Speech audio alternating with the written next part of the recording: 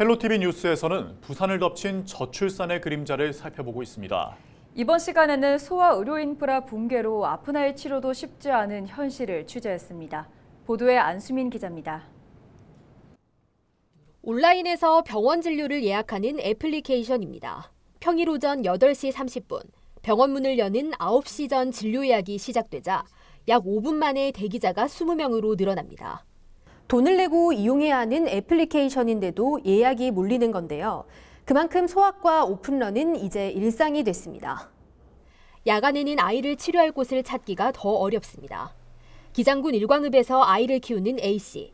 밤 10시가 넘은 시간 갑자기 아이가 40도까지 열이 올라 진료할 수 있는 병원을 찾다가 결국 다른 지역에 있는 대학병원 응급실로 향했습니다.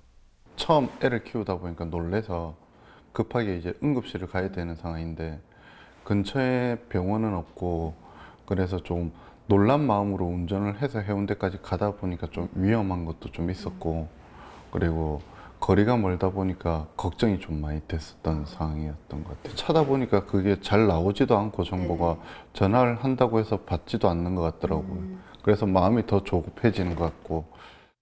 개업하는 소아과 수가 줄고 소아과 전공의도 줄어드는 상황에서 이 같은 소아과 진료 대란은 더욱 심화할 전망입니다.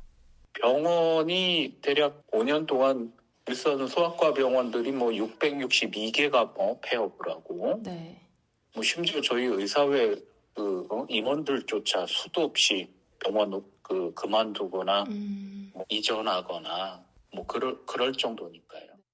올해 상반기 전국의 소아과 전공의 지원율은 26%, 비수도권 지역의 경우 모집 정원 87명에 지원자가 8명에 그쳐 9%에 불과했습니다. 지난해 부산 지역 5개 대학병원은 소아과 전공의 지원자가 단 1명도 없었고 올해도 모두 정원을 채우지 못했습니다. 필수를 가기 때문에 소아과는 유지를 하는데 갈수록 전체 전문의 수가 줄어들고 전문의가 되기 위한 기초인 전공의가 아예 없는 상태에서 전문의를 모집할 수가 있는 상황이 안 되는 거죠.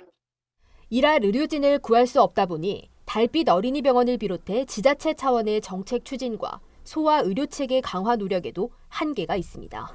지금 여러 가지 없던 지역 의료 인력 인프라 육성 사업, 그리고 지역 의사 정원 제도, 그리고 24시간 소아 응급 콜센터 등도 올해 이제 시범 사업을 실시할 텐데요. 근데 여기서 이제 한계를 발견한 것이 조금 더 고차원적인 의료 서비스를 제공하려고 하다 보니 이것을 운영할 수 있는 전공의, 즉 인력 인프라가 상당히 부족하다는 것을 알게 되었습니다.